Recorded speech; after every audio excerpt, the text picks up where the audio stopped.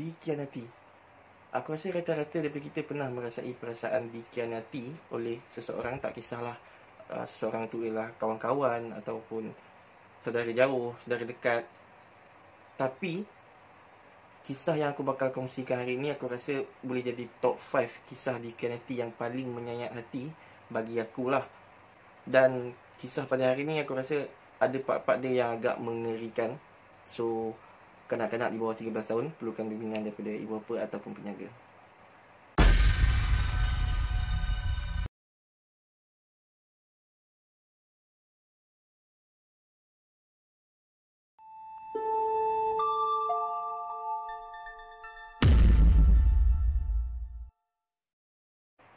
Hai, Assalamualaikum dan selamat sejahtera. Selamat datang ke channel kami, Inkes World.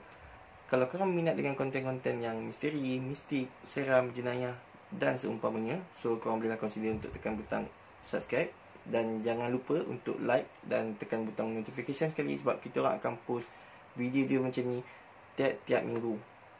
Okey, tanpa membuang masa lagi, jom kita ke kisah yang seterusnya.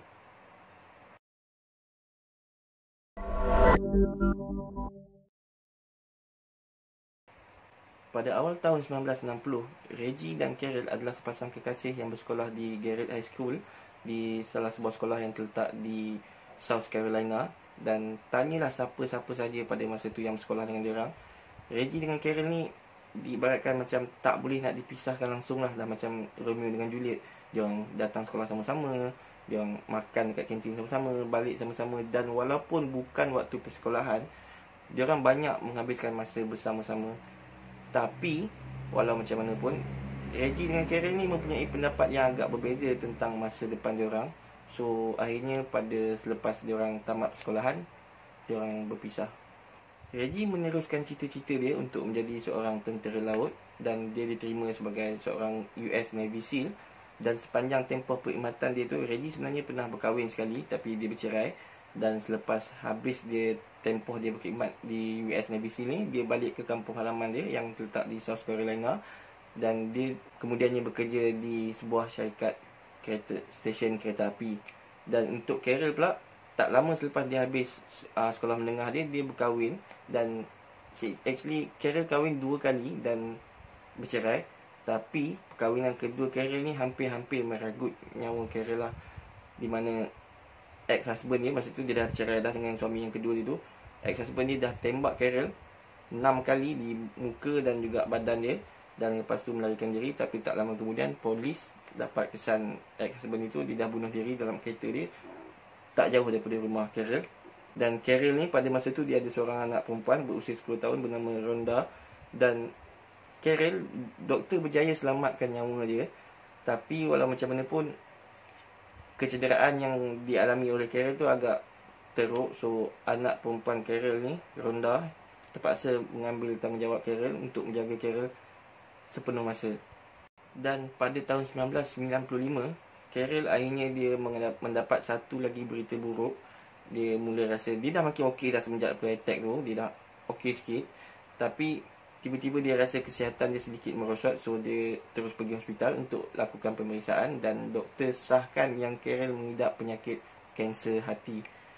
Apa yang terjadi adalah, masa Carol kena attack dulu, masa dia kena tembak dengan ex-husband dia tu, dia memerlukan darah. So darah yang Carol terima pada masa tu mengandungi hepatitis C. Dan akibat tidak dirawat, sebab Carol tak tahu pun, akhirnya Carol mendapat penyakit kanser hati. Tapi walau macam mana pun, Carol dia berazam yang dia tak akan biarkan dia punya kekurang upayaan dia tu dan penyakit dia tu menghalang dia daripada terus hidup. Carol akhirnya keluar untuk cari pekerjaan yang sesuai dengan dia.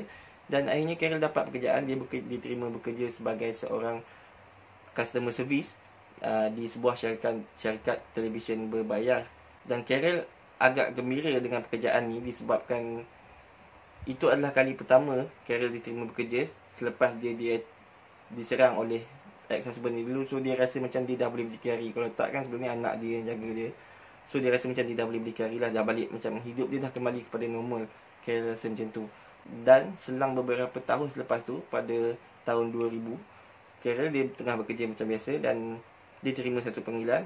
Dan bila dia jawab, panggilan tu, dia terus cam suara yang di hujung talian tu. Sebab orang tu kenalkan diri dia sebagai Reggie Sumner. Dan Carol terus tanya balik macam, awak Reggie Sumner daripada Garrett High School pada tahun 1962 dulu ke? Betul ke awak tu? Dan Reggie menjawab, ya, saya lah tu. So Carol terus macam, aku ni ex-girlfriend kau lah, kita dating masa sekolah menengah dulu, ingat lagi tak? Dan untuk beberapa minit selepas tu, diorang just bercakap pasal diorang je. Reggie pun terlupa dah kot agaknya di telefon. Sebab apa, diorang bagi tahu, diorang catch up lah pasal hidup diorang buat apa selama ni, dah bila balik, and then pasal anak-anak, ada anak tak, apa semua, itu ini. Dan sebelum diorang letak telefon, diorang dapat tahu yang rumah diorang sebenarnya tak jauh pun antara satu sama lain. So diorang set tarikh untuk diorang pergi dating, macam tu lah kot kan. Dan Rhonda, anak Carol, bagi tahu masa mak dia balik kerja pada hari tu, dia bagi tahu yang mak dia nampak macam budak perempuan umur 16 tahun. Sebab tak berhenti-berhenti bercerita pasal Reggie ni. Macam bagi tahu yang kau kena jumpa dia bagus, okey lah, dia caring, dia memang bagus pun, dulu pun dia okey sebenarnya, tapi tak jadi ini macam tu lah. Dan bila tarikh yang ditetapkan telah tiba, Carol pergi jumpa Reggie, pergi dating. Dan Rhonda bagi tahu lagi, mak dia lepas balik daripada jumpa Reggie tu, confirm dah nampak sangat-sangat yang mak dia ni memang dah jatuh hati dengan Reggie ni. Dan untungnya Carol, sebab Reggie pun jatuh hati dengan dia balik. Buktinya adalah 6 bulan selepas dia orang dating tu, dia orang pun berkahwin secara sah. Selepas setahun mendirikan rumah tangga, Reggie dan Carol akhirnya buat keputusan untuk jual rumah diorang yang terletak di South Carolina ni dan berpindah ke Jacksonville, Florida. Dan Rhonda, anak Carol, dia bagi tahu walaupun dia sangat-sangat sedih nak berpisah dengan mak dia, tapi dia cakap pada masa yang sama dia amat-amat gembira sebab dia nampak mak dia happy, seolah-olah macam dah jumpa cinta sejati dia lah. Dan disebabkan Rhonda ni dah terbiasa jaga mak dia daripada usia dia 10 tahun lagi, dia dah memang jaga mak dia sepenuh masa. So selepas mak dia berpindah ke Jacksonville, Florida tu, boleh dikatakan hampir setiap hari Rhonda akan telefon dan bercakap dengan mak dia ataupun dengan Reggie. So tiap-tiap hari lah, boleh dikatakan tiap-tiap hari, tak pernah miss dia akan call. Tapi pada satu hari, pada bulan Jun tahun 2005, Carol tak jawab call daripada Rhonda. Dan pada awalnya Rhonda ni dia tak kisah sangat, tapi selepas 24 jam dia tak terima berita daripada Carol ataupun Reggie, dia dah mula rasa risau. So dia dah tak berhenti call. Dan selepas 72 jam tak dapat menghubungi ibu dia ataupun ayah tiri dia, Reggie. So Rhonda ni dia buat keputusan dia kena pergi tengok. Dia dah takut ada something yang tak elok jadilah. So dia terus masukkan kereta dia dan dia drive selama 4 jam untuk tiba ke Jacksonville, Florida. Dan perkara pertama yang Rhonda ni perasan masa dia sampai dekat rumah Reggie dengan Carol adalah kereta dia orang tak ada, tapi lampu-lampu dekat dalam rumah tu semua menyala. So Rhonda dia terus parking kereta dia dan dia turun, ketuk pintu. Dia terus panggil mak dia dengan Reggie, tapi tak ada siapa-siapa pun yang sahut panggilan dia. Dia terus cuba tombol pintu dan pintu tak berkunci. So dia terus masuk ke rumah dan dia still lagi panggil-panggil mak Reggie, Mam Reggie, tapi tak ada siapa yang sahut juga panggilan dia. Dan kemudian Rhonda ternampak anjing Carol dengan Reggie ni, Mikey, ada dekat dalam rumah tu. So masa tu dia dah pelik sikit sebab anjing ni biasanya memang dia orang takkan tinggal kalau dia orang nak pergi mana-mana. So dia terus masuk pergi dapur. Dan masa dia sampai dapur, dia perasan ada 2 pinggan kotor yang still ada makanan dalam tu, macam seolah orang makan lepas tu tinggal tiba-tiba. And then dia nampak dekat sinki pula ada banyak pinggan kotor yang tak basuh. Dan Rhonda dah mula rasa pelik sikit masa ni sebab dia tahu mak dia adalah seorang yang sangat-sangat pembersih dan takkan biar pinggan kotor macam tu ataupun tiba tinggalkan makanan macam tu je untuk nak keluar pergi mana-mana. Tapi apa yang buatkan Rhonda ni confirm something buruk dah jadi dekat mak dengan ayah tiri dia ialah bila dia nampak dekat kaunter meja dapur tu handphone yang mak dia dengan Reggie kongsi kat situ. Sebelah tu ada beg tangan mak dia dan di sebelahnya ada ubat-ubat mak dia dan juga Reggie. Ubat-ubat ni dia orang kena ambil tiap-tiap hari. So maksudnya benda ni kalau tak ada dia orang boleh mati. So mustahil sangat-sangat untuk Carol dengan Reggie tinggal ubat dia macam tu je dan keluar pergi bercuti mana-mana atau ke mana-mana sampai berhari-hari lah. Tanpa membuang masa, Rhonda terus je call pihak polis dan melaporkan pasal kehilangan Reggie dan juga Carol. Dan tak lama kemudian, penuh di dada-dada akhbar dan di media sosial pasal kehilangan sepasang suami isteri warga emas berusia 61 tahun. Tapi malangnya tak ada seorang pun saksi yang tampil dan polis cuma tinggal satu je petunjuk pada masa ni, iaitu kereta pasangan Summers ni.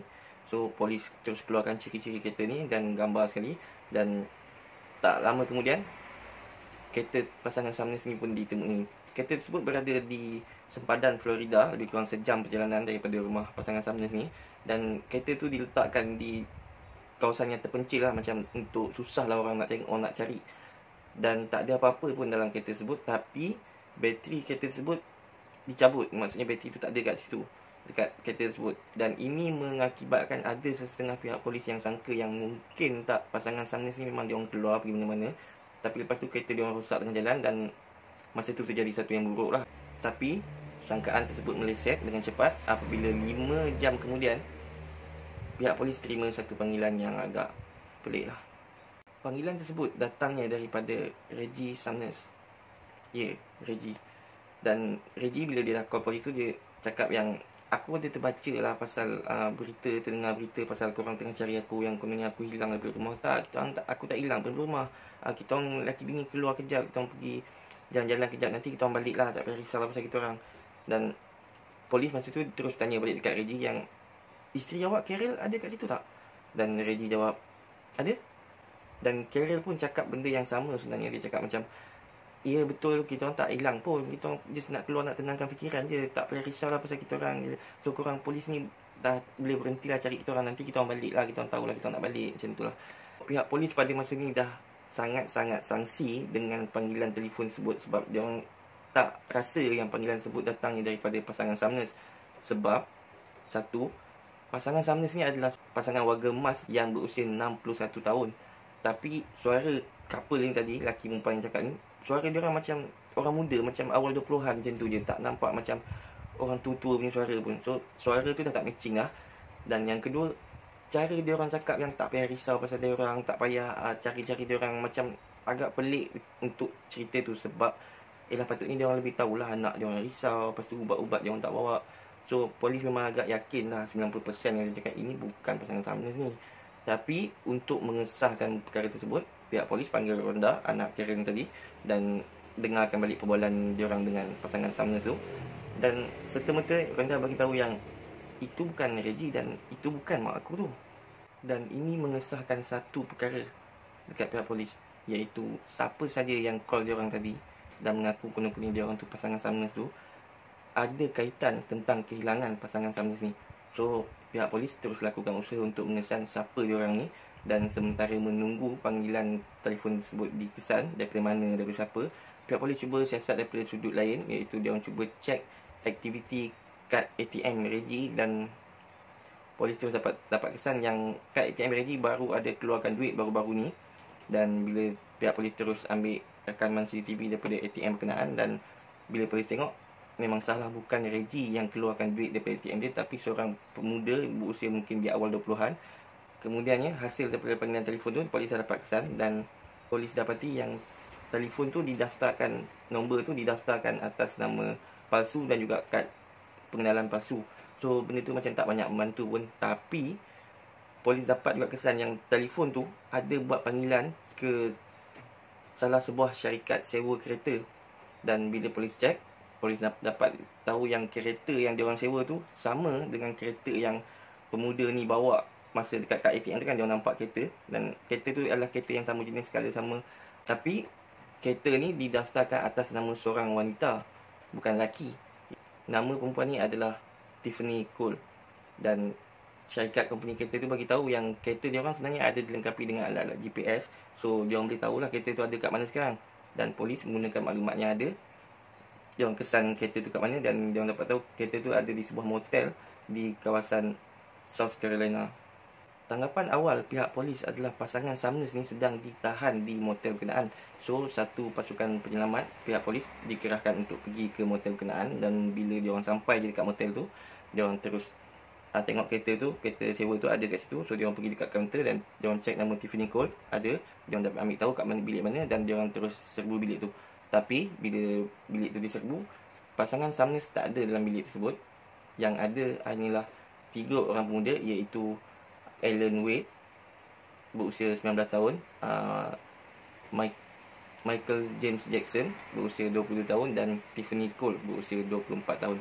Tiffany Cole dengan Michael James Jackson ni adalah pasangan kekasih. Turut ditemui dalam bilik berkenaan adalah barang-barang yang berharga yang baru dibeli menggunakan duit Reggie tadi ni. Banyaklah, maksudnya ada video game, barang makeup, barang-barang bertukang, tapi semuanya yang branded-branded, yang mahal-mahal tau. Dan turut ditemui bersama adalah kunci kereta pasangan Sumners dan juga koleksi duit shilling milik Reggie Sumners. So, pihak polis terus tangkap diorang 3 ni dan bawa balik ke balai dan diletakkan dalam bilik berasingan untuk disoal siasat.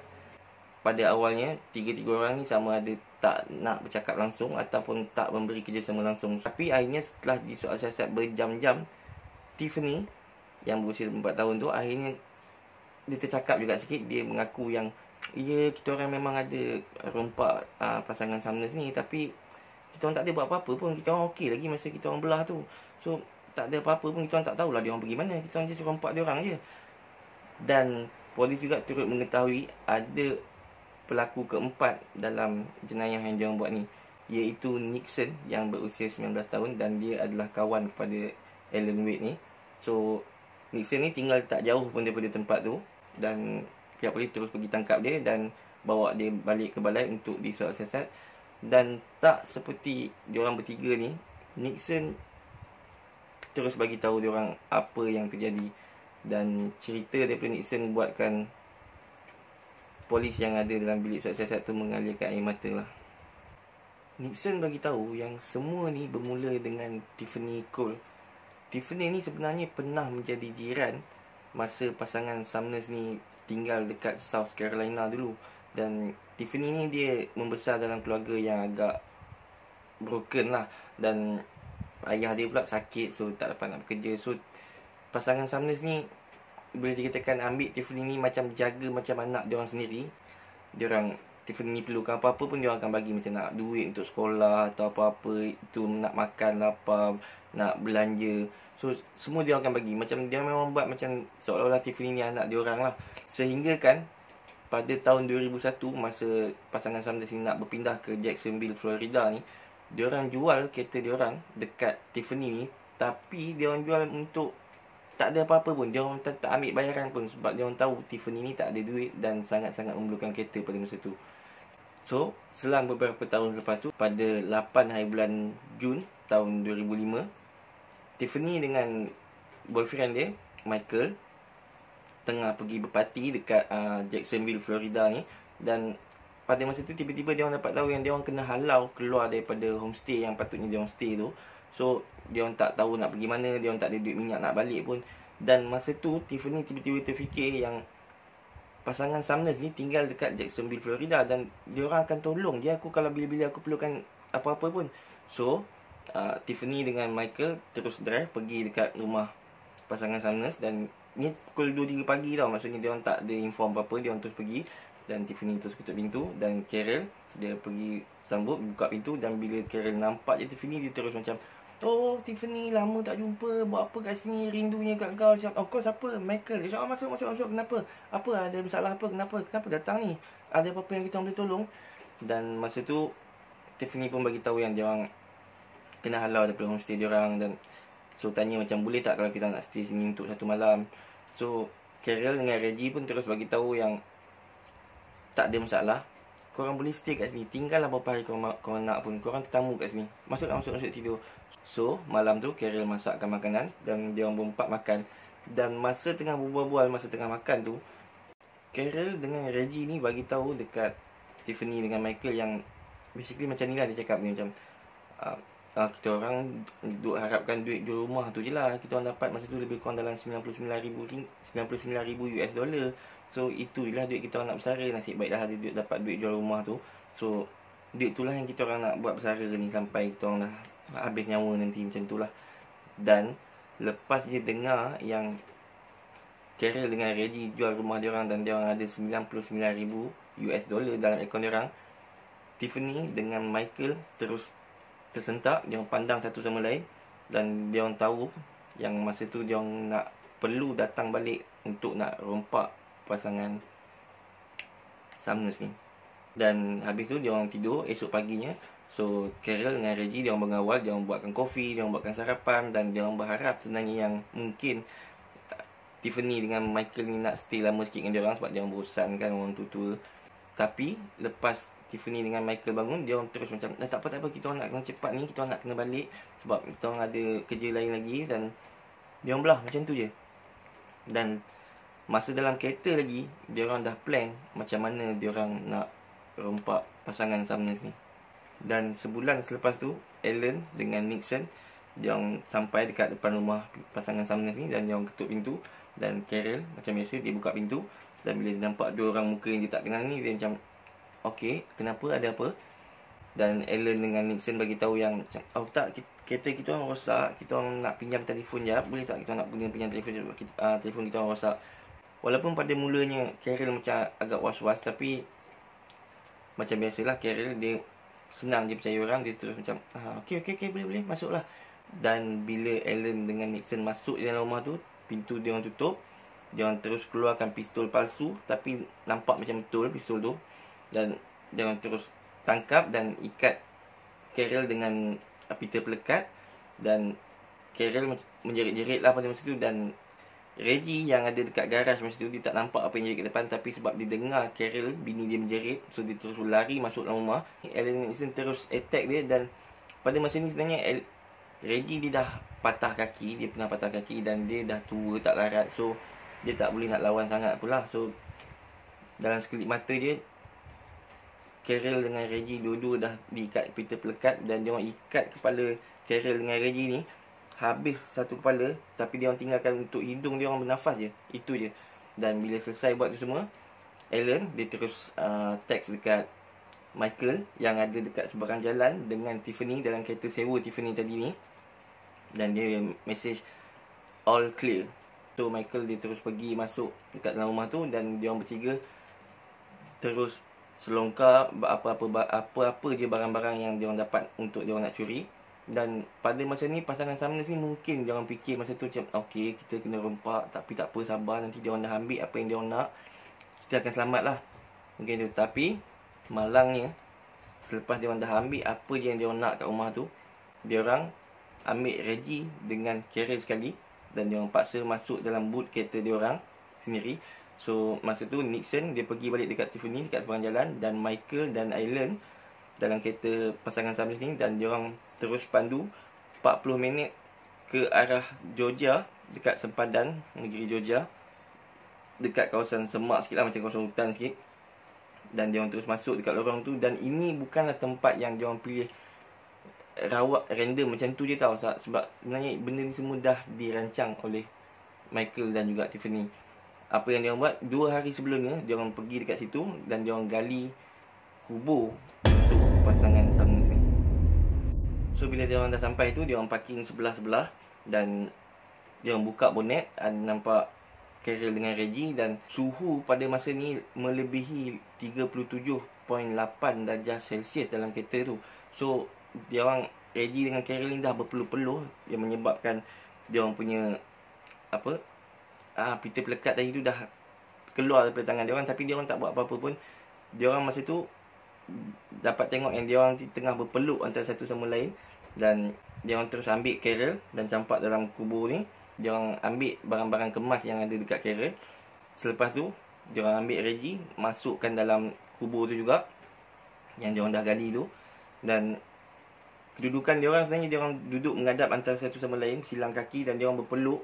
Dan Carol dia letak kepala dia dekat bahu Reggie macam menangis-nangis. Dan pada masa tu tiba-tiba dia orang ternampak Tiffany datang. Dan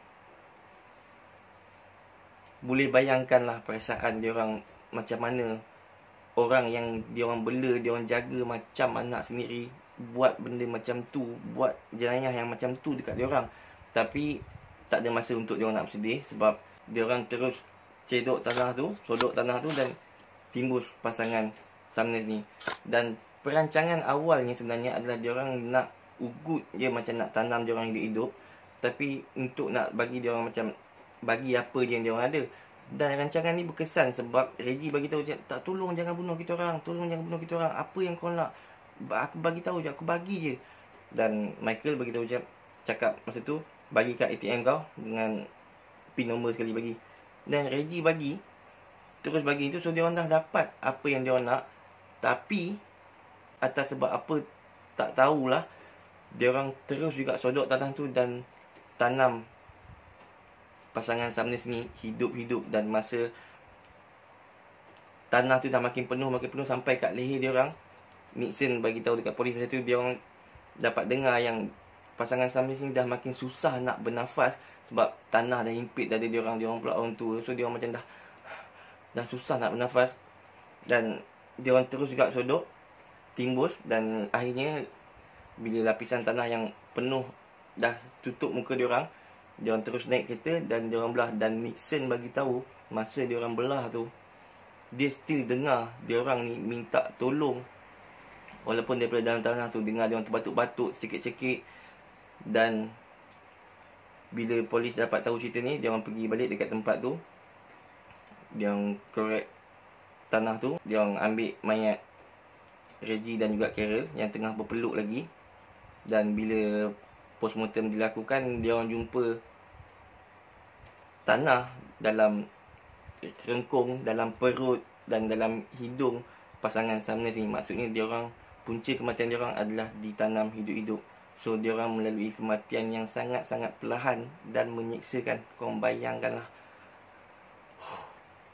Dan disebabkan Nixon dia dah bagi tahu cerita semua benda ni kat polis, so dia dijatuhkan hukuman penjara seumur hidup. Tapi bagi Tiffany Cole, Michael James Jackson dan juga Alan Wade, diorang dikenakan hukuman mati dan diorang masih lagi menunggu hukuman dijalankan kat atas diorang sampai ke hari ni. Tiffany dia ada minta perbicaraan semula lah untuk kes ni, tapi tak berjaya. Dan hakim tetap juga sebab gambar dalam yang diorang jumpa dekat dalam handphone Tiffany ni menunjukkan yang dia tak menyesal pun dengan apa yang dia orang buat. Dan ini adalah salah satu gambar yang tunjuk dia orang tengah bergembira lepas dia orang bunuh pasangan Samnez ni. Gambar ni diambil baru beberapa jam selepas kematian pasangan Samnez ni. So guys, itu saja daripada aku untuk kali ni. Apa komen korang? Korang boleh komen dekat bawah. Bagi aku, jenayah ni memang tak berperi kemanusiaan dan sangat-sangat kejam lah dekat orang yang macam dah macam mak bapak kita. Tapi itulah dunia hari ni, kan? So korang boleh komen kat bawah apa-apa. Dan macam biasa, jangan lupa like dan subscribe dan tekan butang notification sekali, sebab kita akan post video-video macam ni banyak lagi tiap-tiap minggu. So itu saja. Assalamualaikum dan selamat sejahtera.